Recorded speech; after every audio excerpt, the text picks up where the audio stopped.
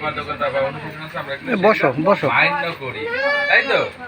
আমরা মনে রাখবো এই যে 4টা কথা, 4টা ওয়ার্ড, এবং এইটাই আমরা যেন আমাদের আমাদের দেখো ক্লিয়ার পরিষ্কার ওরাও লেখা আছে।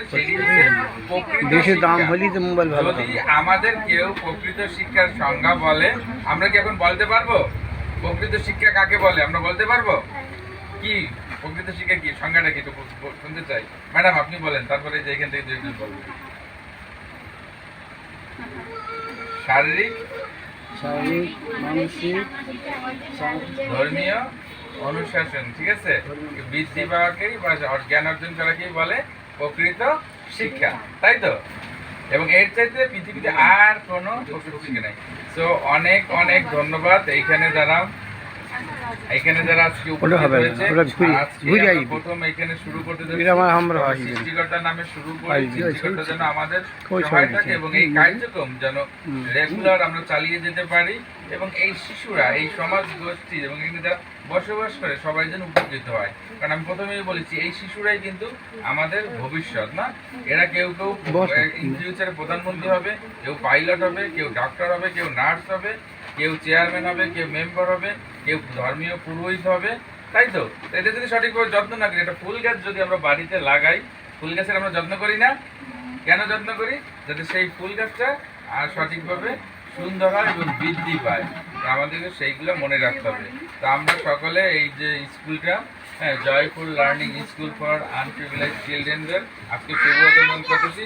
সকালে আমরা একটু হাততালি দেব। আচ্ছা, আমরা আগামী সপ্তাহে এটা কি পিকনিক করতে পারি? মানে খিচুড়ি পিকনিক। চায়না কই? চায়না হলো আমাদের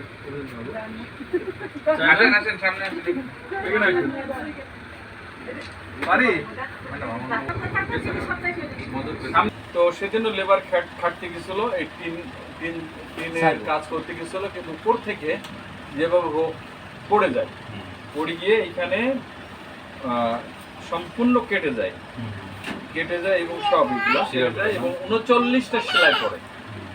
এইগুলো সব সেলাই পড়ে, যেখানে বাঁচার আশায় ছিল না। তারপর সবাই সাহায্য সহযোগিতা করছে, হাসপাতালে নিয়ে গেছে, হাসপাতালে থেকে রেফার করেছিল। উনি বলেছেন আমার তো কিছুই নাই, ছোট্ট কুড়ি ঘর আছে, তো এখানেই যদি মরে যায় এখানেই যাবো। কিন্তু ভগবানের একটা আশীর্বাদ, তারা খুব কষ্ট করে তাও 3000 টাকা এক্সট্রা দিতে হয়েছে হসপিটালে, দিয়ে একটু সেলাই করেছে এবং এখন সে মোটামুটি ভালো আছে। তো আমরা আমাদের যাত্রা শুরু করেছি, আপনারা ভগবানের কাছে প্রার্থনা করবেন। আমাদের ক্যাপ্টেনার love for Bangladesh Kevin Mondal, সে এই হিরক বাবুর বড় ভাই, তিনি এই স্কুলটা পরিচালনা করার জন্য কিছু সাহায্য করছেন।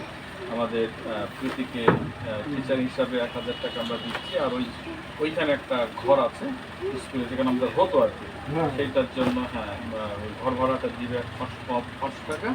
এই মিলিয়ে আমরা শুরু করেছি এবং বাচ্চাদের জন্য আমরা কিছু কিছু সময় নাস্তা দেবো এবং খাতা কলম দেবো। এবং আমাদের হিরোবাবু বললেন যে আমরা চেষ্টা করবো যাতে ইয়ুথ ক্লাবের মেয়েরা আছে তাদের পড়াশোনাটা সাহায্য সহযোগিতা আমরা করবো। তো আমরা বেশি কিছু না, আমরা প্রথমত আপনাকে আমরা 500 টাকা আপনাকে আমরা সাহায্য করলাম।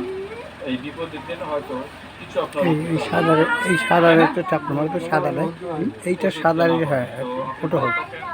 আমাদের সাথে সম্পৃক্ত থাকবে, ঠিক আছে? হ্যাঁ, আমরা তখন কোনো প্রোগ্রাম করে থাকি, ভগবান চাইলে আপনাকে আমরা আরো সহযোগিতা করতে পারি। ভালো থাকবেন, সুস্থ থাকবেন, ঠিক আছে?